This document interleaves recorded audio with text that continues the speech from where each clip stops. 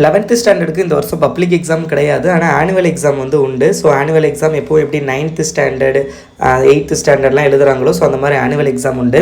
So annual எக்ஸாமுக்கான time table announce பண்ணியிருக்காங்க இப்போது. ஸோ என்னென்னைக்கு என்னென்ன எக்ஸாம் அப்படிங்கிறத பார்க்கலாம். ஸோ உங்களுக்கு மார்ச் மாதம் 3ஆம் தேதி, அதாவது 12th மார்ச் 2 ஸ்டார்ட் பண்ணுறாங்கல்ல, உங்களுக்கு மார்ச் 3ஆம் தேதி ஸ்டார்ட் பண்ணி மார்ச் 27ஆம் தேதி முடியுது. ஸோ மார்ச் 3 பார்த்தீங்க அப்படின்னா உங்களுக்கு தமிழ், மார்ச் 6 வந்து இங்கிலீஷு, மார்ச் 10 வந்து கெமிஸ்ட்ரி, அக்கௌண்டன்சி, ஜியாகிரஃபி, மார்ச் 12 பார்த்தீங்க அப்படின்னா computer science, computer application. So அதுக்கு முன்னாடி நீங்கள் இன்னும் நம்மளுடைய இன்ஸ்டாகிராம் பேஜை ஃபாலோ பண்ணல அப்படின்னா ஃபாலோ பண்ணிக்கோங்க. இல்லை யூடியூப்பில் பார்க்குறீங்க அப்படின்னா மறக்காமல் சப்ஸ்கிரைப் பண்ணிக்கோங்க.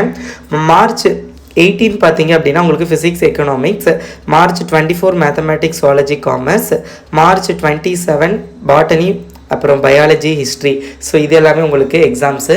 ஸோ இதுதான் எக்ஸாமுடைய டைம் டேபிள். இம்பார்ட்டன்ட் கொஷின்ஸ் வேணும் அப்படின்னா கமெண்ட்டில் பிடிஎஃப் அப்படின்னு கமெண்ட் பண்ணுங்கள், நான் சென்ட் பண்ணுறேன்.